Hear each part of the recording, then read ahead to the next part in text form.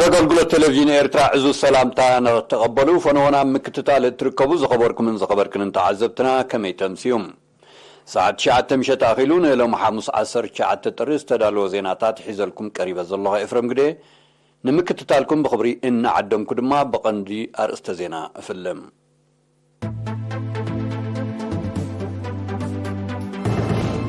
بعد دمكت لومي عمل هاجر بلعل دمكت تخبيرهم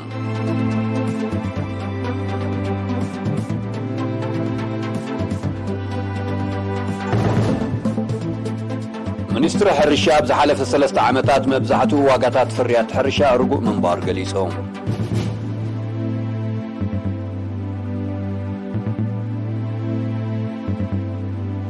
اب نوزبا قلب اب مبزح زرقي دنيش صبوق قسقاس تمزجيبهم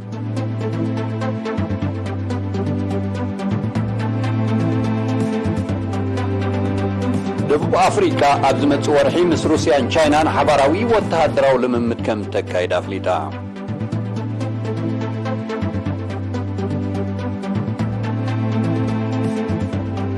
اب افغانستان تخصيتو بزلو كتورك ازحي هيوت لعل 7 سبات كم استفاء تقليسهم منقست فرنسا اب نايتروتا عدمه لو تقبرن زغربو اما مزقوم سراحنا يمقراص ادما تقايدوم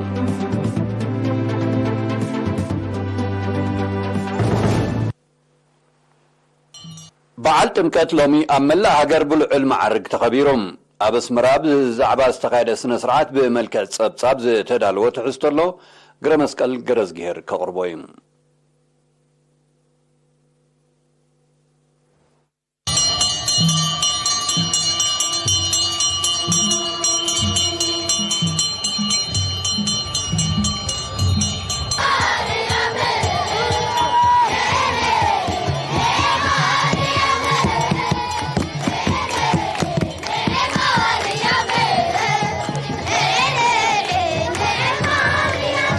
بعل تمكث بوصان لكان باباساتن توكلت بصحفة منبر باتريارك حلفتي هاجر سبكت أسمرة من محضر سبخا قبائن توكلت أدباراتن كمونا محضر زوبا مأكلات في الصحي هاي لزركبهم سوى سلطان منقستي دبلوماسيين بشحات زغصروا مؤمنانن أبسترقبلو لومي 19 تطري بلعل دمكت تخبيرو بدرجة هجر أب كتما أسمرة كبابي ميدا بحت مسكرم أب زركب بحرة مكتاب استخاير سنة سرعات بعقاب منبر قدس باتريارك أرثوذكس توحدو بيت كريستيان إرترا بوصو أبونو بيتروسن بوصوان لك أنا باباسات أبلات قدس سينودوسن مغفتي صلوة مستوهبه وداسي مريم تعدلو كمون صلوة سرعات قداسيان كيدانن بسيحو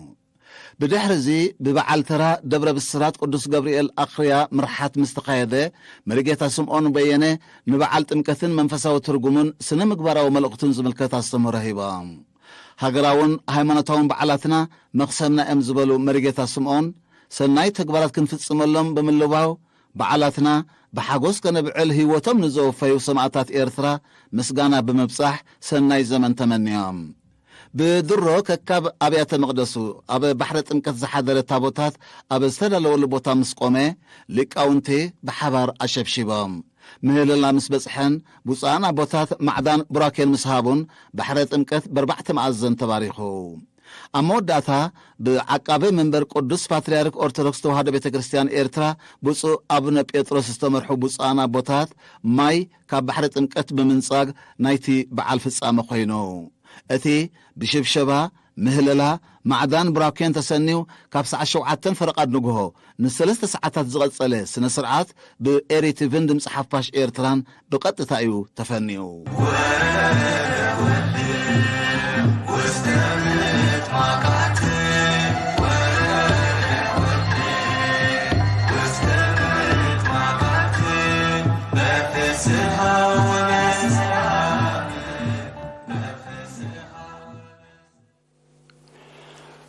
منستر حرشا بزحلف 3 عامات مبزحته واقاتات فريات حرشا رجوع منبارو بمسرتها بحموش تزوباتات ب 54 عينتات فرشا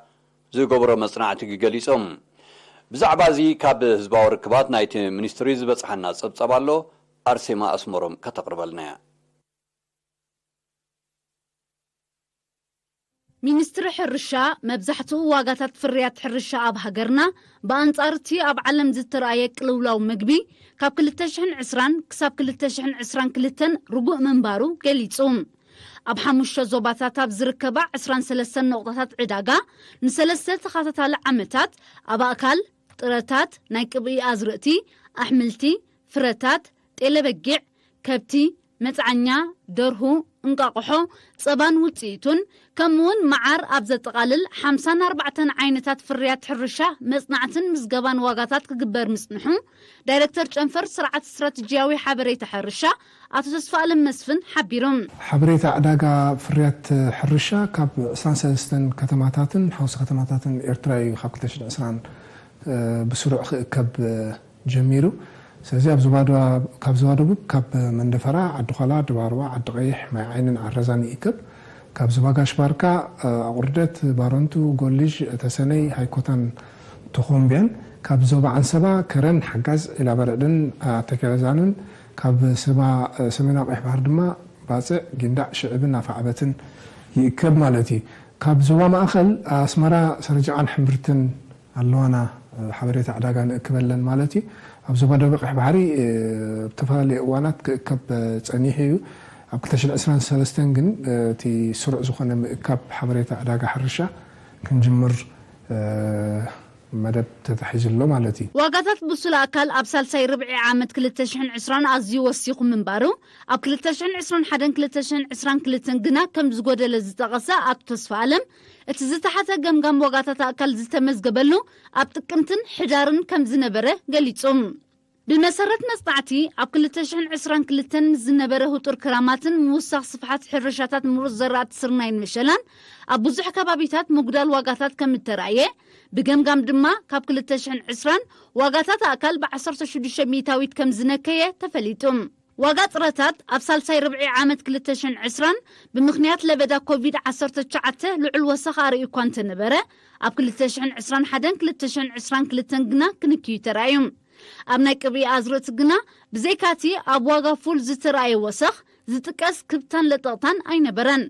ኣብዚ ሒዝናያ ዘለና ዓመት ድማ ኣብ ጥረታትን ናይ ቅብኢ ኣዝርእትን ምጉዳል ዋጋታት ክህሉ ትጽቢት ይግበር ኣብ ሳልሳይ ርብዒ ዓመት 2020 ኣዝዩ ወሲኹ ዝነበረ ዋጋታት ኣካል ኣብ 2021-2022 ጎዲሉ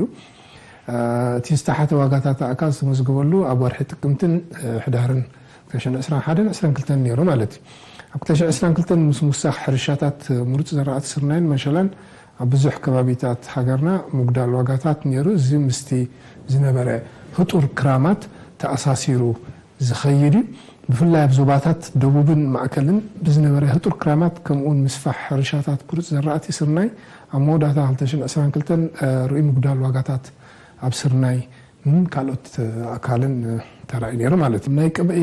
ኣካል ኣብ ዝሓለፈ 3 ዓመታት ብዙሕ ፍልይ ዋጋታት እኳ እንተዘይነበረ ብፍላይ ኣብ ፉል ግና ምውሳኽ ዋጋ ክረአ ጸኒሑ ኣሎ እዚ ምናልባሽ ፍልይ ዝበለ መጽናዕቲ ከርእዮ ደድልዮ ይመስል ካብ 2020 ክሳብ መወዳእታ 2022 ልዑል ክብታን ለጠቕታን ዋጋታት ዘርኣየ ፍርያት ሕርሻ ኣሕምልቲ ምንባሩ ዝጠቐሰ ኣቶ ተስፋለም ብፍላይ ኣብ ድንሽ ኮሚደረን ሽጉርትን ምስ ወቕትን ቦታን ቀጻሊ ምቅያር ዋጋታት ይኽሰት ምንባሩ እዚ ኸኣ ብሰንኪቲ ኣብ ወቕቲ ኣዝመራ ዝነበረ ዋሕዲ ዝናብ ምዃኑ በአንጻሩ ብዘይካ ኣብ ማንጎስ ዋጋ ካልኦት ፍረታት ርጉእ ከም ዝነበረ ሓቢሮም ዋጋታት ናይ ኣሕምልቲ ከም ዝብዚ ግራፍ ንሪኦ ዘለና ኣዝዩ ክብለጠቕ ነይሩ ካብ 2020 ጀሚሩ እስካብ 2022 ስለዚ ክብለጠቕ ተራእዩ ነይሩ ብፍላይ ኣብ ዋጋታት ድንሽን ኮማደረን ብወጡ ድማ ሽጉርቲ ልዑል ክብለጠቕ ተራእዩ ነይሩ ማለት እዩ ብሰንኪ ኣብ ወቕቲ ኣዝመራ ዝነበረ ውሕድ መጠን ዝናብ እውን ኣብ ሳልሳይ ዓመት ናይ 2022 ልዑል ወሰኽ ዋጋታት ድንሽን ኮማደረን ተራእዩ ኣብ ራብዓይ ርብዒ ዓመት ናይ 2022 ግና ምጉዳል ዋጋታት ይርአ ኣሎ ጸብጻብ ኣሃዱ ስርዓተ ሓበሬታ ሕርሻዊ ዕዳጋ ካብ ዝሕብሮ ኣብ ዝሓለፈ 3 ዓመታት ኣብ ዋጋታት ከብትን ጤለበጊዕን ካብ 11 ክሳብ 15 ሚታዊት ኣብ ዋጋ ደርሁ ድማ ናይ 28 ሚታዊት ሙግዳል ክርአን ከሎ ኣብ ዋጋታት ናይ መጽዓኛ እንስሳታት ግን ብዙሕ ለውጢ ኣይተራየን። እዚ ከምዚ ኢሉ እንከሎ ኣብ ዋጋ ጸባን ውጽኢቱን ዝጥቀስ ምቅያር ኣይነበረን። ኣብ ዋጋ እንቃቑሖ ግና ካብ መወዳእታ 2021 ክሳብ መፋረቕ 2022 ብምኽንያት ሕፅረት ጭቃዊትን ደርሁን ልዑል ወሰኽ ኣርእዩ። ኣብ ቀረባ መጻኢ ግን ምስ ምዝርጋሕ ሓደስቲ ጭቃዊትን ደርሁን ምንካይ ክርአ ትጽቢት ኣሎም። ዋጋታት ጠስምን መዓርን መጠናዊ ክብታን ለጣቕታን እናረኣየ ክመጽእ ምጽንሑ ዝሓበረት ጸብጻብ ብፍላይ መዓር ምስ ምንቅስቓስ ቆፎታት ንህቢ ኣብ ዋጋታት ካብ ዞባ ናብ ዞባ ፍልሊ ከም ዝነበሮ ኣነጺሮም። ኣቶ ተስፋ ኣለማ መወዳእታ ሚኒስትሪ ሕርሻ ከምዚ ዓይነት ሓበሬታ ዕዳጋታት ሕርሻ ኣገዳስነቱ ልዑል ስለ ዝኾነ ሓረስቶትን ካልኦት ዝምልከቶም ኣካላትን ብግቡእ ንኽጥቀምሉ ነቑጣታትን ኣገባባትን ሓበሬታ ዕዳጋ ሕርሻ ዝእከበሉ መንገድታት ናይ ምስፋሕ መደብ ሒዙ ከም ዘሎ ገሊጹ።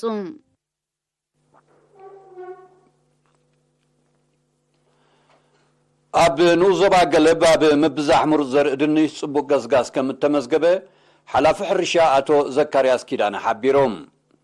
ብኣስታት 20 ሓረስቶት ካብ ዝተዘርአ 638 ኩንታል ልዕሊ 8,000 ኩንታል እቶት ክርከብ ትጽቢት ከም ዘለውን ገሊጾም። ንዞባ ገለብ ብምህርቲ ድንሽን መዓርን ብቐዳምነት ካብ ዝጥቀሱ ከባቢታት ዞባ ኣንሰባ ምዃኑ ዝጠቐሰ ኣቶ ዘካርያስ ሓረስቶት ዝቐሰምዎ ስልጠናን ዝግበረሎም ምክትታልን ምስ ጻዕሮም ተደሚሩ ሎም ዓመት ርቡሕ እቶት ክሓፍሱ ዘለዎ ተስፋ ልዑል ምዃኑ ኣብርዮም። ክኢላ ልምዓታት ክልቲ ኣቶ መሐመድ ሓጂ ዑስማን ብወገኑ ሓረስቶት ኣጥሬሞ ዘለዉ ተመክሮን ምስ ክኢላታት ዘለዎም ጥቡቕ ርክብን ቀንዲ ሚስጥር ናይቲ ተረኺቡ ዘሎ ብርክቱ እቶት ከም ዝኾነ ኣብርዮም። እቶም ሞያውያን ኣብ መወዳእታ ሓረስቶት ምድልዳል መሬት ብሰፊሑ ክጥቀሙ ባህርያዊ ድኹዒ ከዘውትሩ ከምኡውን ምንጩ ዘይተፈልጠ መድሃኒት ካብ ምጥቃም ክቁጠቡ መኺሮም። ሓረስቶት ድማ ካብ ምሩፅ ዘርኢ ድንሽ ብርክት ምህርቲ ክሓፍሱ ስለ ዝጀመሩ ኣብ መጻኢ ብዝለዓለ ከም ዝደፍእሉ ገሊጾም።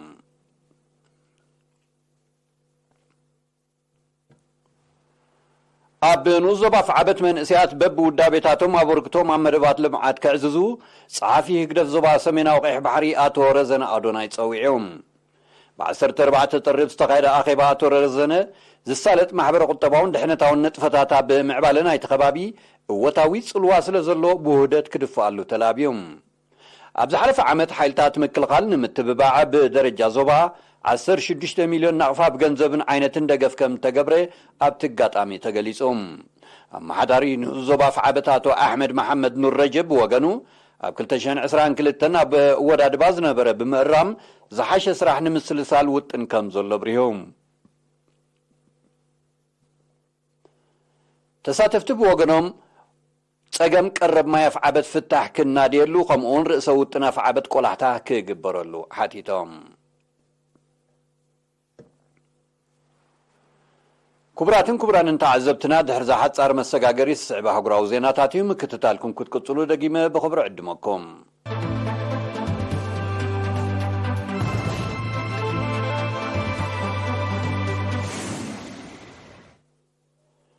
ሰራዊት ደቡብ ኣፍሪካ ኣብ ዝመጽእ ወርሒ ምስ ሰራዊት ሩስያን ቻይናን ሓባራዊ ወተሃደራዊ ልምምድ ከም ዘካየድ ኣፍሊጡ። እቲ ወተሃደራዊ ልምምድ ካብ 17 ክሳብ 27 ለካቲት ኣብ ወደባዊት ከተማ ደርባንን ሪቻርድ ስፔይን ከም ዝካየድ ሚኒስትሪ ምክልኻል ደቡብ ኣፍሪካ ኣብ ዘውፅኦ መግለፂ ሓቢሩሎም። ዕላማ ናይቲ ልምምድ ሰራዊት ሰለስቲአን ሃገራት ተመክሮ ንምልውዋጥን ኣብ መንጎኦም ውህደት ንምፍጣርን ምዃኑ እቲ ሚኒስትሪ ወሲኹ ገሊጾም። ኣብዚ ንኻልኣይ ግዜ ዝካየድ ሓባራዊ ወተሃደራዊ ልምምድ ካብ ዝተፈላለየ ኣሃዱታት ሰራዊት ዝተዋፅኡ ልዕሊ 350 ኣባላት ኣጽዋርን መራክብ ኩናትን ከም ዝሳተፉ ተገሊጾም። ሰለስቲአን ሃገራት ኣብ ሕዳር 2019 ኣብ ከባቢ ወደባዊት ከተማ ኬፕ ታውን ተመሳሳሊ ሓባራዊ ወተሃደራዊ ልምምድ ምክያደን ዝዝከር እዩ። ኣብ ሰፊሕ ክፋል ኣፍጋኒስታን ተኸሲቱ ብዘሎ ኩቱር ቀዝሒ ህይወት ልዕሊ 70 ሰባት ከም ዝጠፍአ ተገሊጾም። ብመሰረት ጸብጻባት ኣብ ገለ ከባቢታት ኣፍጋኒስታን መጠን ዛሕሊ ናብ ኣሉታ 30 ዲግሪ ሴንቲግሬድ ወሪድሎም። እዚ ልዕሊ 70,000 ከብቲ እውን ዝቐዘፈ ሕማቅ ኩነታት ኣየር ኣብታ ሃገር ኣብ ዝሓለፈ 10 ዓመታት ዝኸፍአ ምዃኑ ዝግለጽ ዘሎ። ብሰንኪ ተሪኦ ኣብ ሓያሎ ኣውራጃታት ኣፍጋኒስታን ማሕበራዊ ቅጥባዊ ንጥፈታት ከም ትዝድለይ ይሰላሰል ከም ዘለኻ ተቃሊሖም እዚ ከምዚ ልንኮሎ ተቀዝሕን ዝመጽእ ሳምንታት ክቅጽል ከም ዝኽእል ይእመት በምህላው ኩሉ መድያዊ خسارات ክዛይድ ከም ዝኽእል በአግኡ ተኣሚትሎም ኣብ ፈረንሳ ሰራሕተኛታት ጡረታ ክወጽሉ ዝፍቀደሎም ዕድመ ክናዋሕ መንግስቲ ንዘቕረቦ እማመ ዝቃወም ሰፊሕ ሰልፊ ናይ ምቁራጽ ኣድማ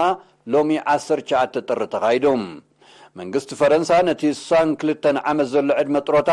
ናብ 64 ዓመት ክብክብል እዩ ናብ ባይቶ ኣቕሪቡ ዘሎም ብዘይካዚ ሓደ ሰራሕተኛ ሙሉእ ናይ ጡረታ መሰሉ ክረክብ ኣብ ስራሕ ክጸንሖ ዝግባእ ዝነበረ ዓመታት 42 ዓመታት ናብ 43 ክብክብል እዩ መንግስቲ ፈረንሳ ኣሚሙ ዘሎም በቲ ስራሕ ናይ ምቁራጽ ኣድማ ኣብ ሰፊሕ ከባቢታት ፈረንሳ ኣገልግሎት መጓዓዝያ ባቡር ምድሪ ተሰናኺሉ ከም ዝወዓለ ዝጠቐሱ ጸብጸባት ሰራሕተኛታት ሓይሊ ኤሌክትሪሲቲ ተመሳሳሊ ስጉምቲ ክወስዱ ምዃኖም የጠንቅቑ ብምህላዎም ድማ ኣሉታዊ ጽልው ክብ ከይብል ተሰጊኢሎም ልዕሊ 68 ሚእታዊት ካብ ህዝቢ ፈረንሳ ነቲ ቀሪቡ ዘሎ እማመ ከም ዘይቅበልዮም ጸብጸባት ዝገልጹ بتماساسالي أب سبانيات مال 18 ጥሪ ልዕሊ 30,000 ሰራሕተኛታት ጽላት ጥዕና ወሰኽ ደሞዝ ዝጠልብ ሰላማዊ ሰልፊ ካይዶም ቶም ሰራሕተኛታት ደሞዞም ምስቲ ተኸሲቱ ዘሎ ናህር ዋጋታት ዝሳነ ስለ ዘይኮነ መንግስቲ ንጻውዒቶም ቁልጡፍ ምላሽ ክህበሉ ጸዊዖም በቲ ሰላማዊ ሰልፊ ንጥፈታት ጥዕና ዓበይቲ ከተማታት በኣሉታ ከም ተጸልወ ማዕከናት ዜና ኣቃሊሐን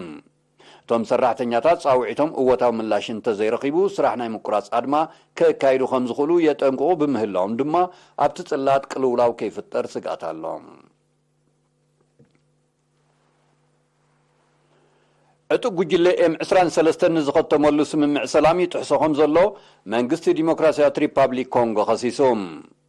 بمسرت سممع عطق جلة خابت زحازو خبابيتات كسحب كوان تنورو زاقيت كم زي وصف بريزيدنت فيليكس شيسكيدي حبيروم تسممع تكبر سلزيك على بسنك وقز تمزابلو لعلي 400 شح زيقاتاتنا من بريمكم اللي سخم زي قالو بريزيدنت شيسكيدي بتوسع خفليتهم يقولون بريت عطق جلة نتيقام منقست ديمقراسيات ريبابليك كونغو زقرب خصينس يقول لهم ዕጡቅ ጉጅለ M23 ሰፊሕ መብብራቃዊ ክፋል ዲሞክራሲያዊ ሪፓብሊክ ኮንጎ ተቆጻጺሩ ከም ዘሎ እዩ ዝሕበር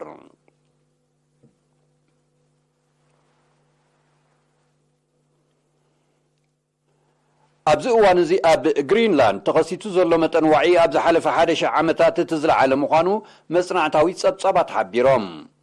ኣብቲ ከባቢ መጠን ዋዒ ካብ 1995 ንድሓር ጥራይ ብኣስታት 1.5 ዲግሪ ሴንቲግሬድ ከም ዝወሰኸ እዚ ድማ ንመጠን ምምካኽ ኩምራታት በረድ ከም ዘቀላጠፎ ተገሊጾም ተኽስተት ኩምራታት በረድ ግሪንላንድ ክሳብ 2050 ዓመተ ምህረት ከም ዘይነበሩ ክኾኑ ከም ዝኽእሉ ዘእንፍት ምዃኑ ዝሕበር ዘሎ ክሊማው ነውፅእ ንምግታዕ ዕቱብ ስጉምቲ ምስ ዘይውሰድ ኣብ 2100 ዓመተ ምህረት ልዕሊ 2 ሲሶ ካብ ኩምራታት በረድ ዓለምና ክመክኽ ከም ዝኽእል ክኢላታት ከጠንቅቑ ጸኒሖም ኣለዉ ሳዕቤናት ክሊማው ምዝባል ብደረጃ ዓለም እናዛየደ ይመጽእ ከም ዘሎ ዝፍለጥ እዩ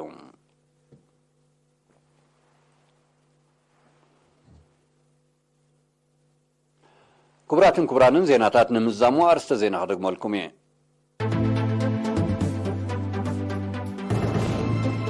بعال تمكت لومي أمن لا هاجر بلعل دمكت تخبيرهم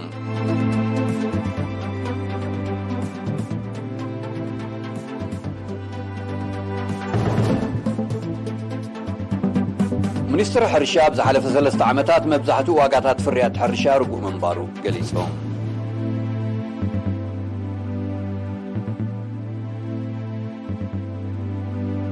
أب نوزبا قلب أب مبزح زرق دنيش صبوك قصقاس تمزقبهم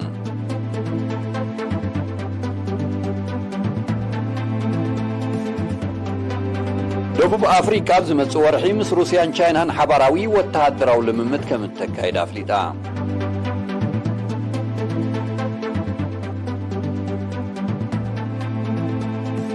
أب أفغانستان تخصيتو بزلو كتور كازحي هيوت لعلي 7 سبات كمستفى تقليسهم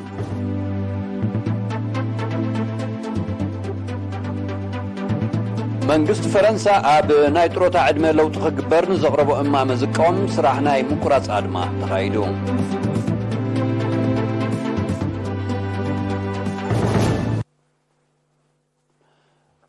مباركس كبراتن كبران تخاتلتنا لو محمس 19 ጥሪ ሰዓት 9 ምሽት ተዳልዋ ሓፈሻዊ ዜናዊ መስናዶና ኣብዚ ተዛዚሙሎም ዝተረፉ መደባትና ንሓድገኩም ብወገና ብሩኽ ምሽት